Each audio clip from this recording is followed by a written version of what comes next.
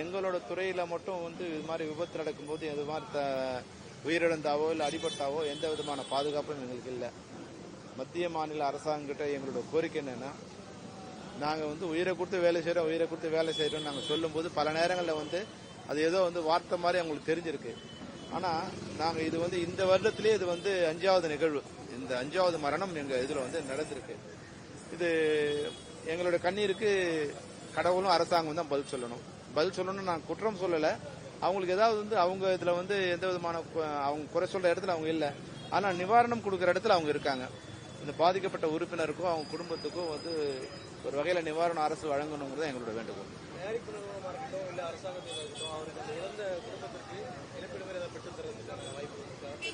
இது வரைக்கும் இருந்தவங்க யாருக்கும் அரசாங்கம் எந்த விதமான இழப்பீடும் கொடுத்ததில்லை. இது வரைக்கும் 100 பேர் மேல இருந்திருக்காங்க. சினிமாவில் எங்களுக்கு தெரிஞ்சு நான் ஒரு 30 வருஷம் ஆகுது. இந்த 30 வருஷத்துல 100 பேருக்கு மேல இந்த மரணம் நிகழ்ந்திருக்கு. எந்த விபத்துக்கும் எந்த அரசும் நிதி வழங்குறது இல்லை. ஆனாலும் தொடர்ந்து எங்களோட கோரிக்கை அந்த குடும்பத்துக்கு ஏதாவது ஒரு வகையில நிதி கொடுக்கணும். எங்களை ஒரு தொழிற்சாலையை எங்களை கன்வெர்ட் பண்ணீங்க. ஆனா அதுக்கு உண்டான எந்த விதமான நிவாரணம் எங்களுக்கு இல்லைங்கிறது தான் எங்களோட கோரிக்கை, வேண்டுகோள், குற்றச்சாட்டு. அதை இந்த முறையும் எங்களுடைய குரல் இறந்த உயிருக்கு ஏதாவது ஒரு வகையில குடும்பத்துக்கு நிவாரணம் வழியுங்கள் தான் எங்களோட வேண்டுகோள்.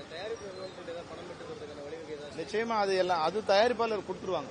இது வரைக்கும் நடந்த உயிரிழப்புகளுக்கு தயாரிப்பாளர் ஏதோ ஒரு வகையில் அவங்களோட சக்திக்கு ஏற்ற மாதிரி எங்க அந்த உறுப்பினர் குடும்பத்துக்கு அவங்க உதவி பண்ணியிருக்காங்க. நாங்கள் தயாரிப்பாளர் குறை சொல்ல விரும்பல.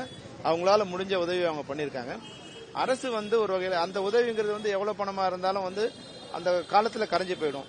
அந்த குடும்ப தலைவன் இருந்தா அது வாழ்நாள் முழுக்க அந்த குடும்பத்துக்கு ஒரு பாதுகாப்பா இருக்கும். அந்த வகையில அது போல ஏதாவது ஒரு பாதுகாப்ப நிவாரணத்தை அரசு இது மாதிரி உயிரிழந்த குடும்பங்களுக்கு தர வேண்டும் என்பதுதான் இந்த நேரத்தில் எங்களோட வேண்டுகோள்.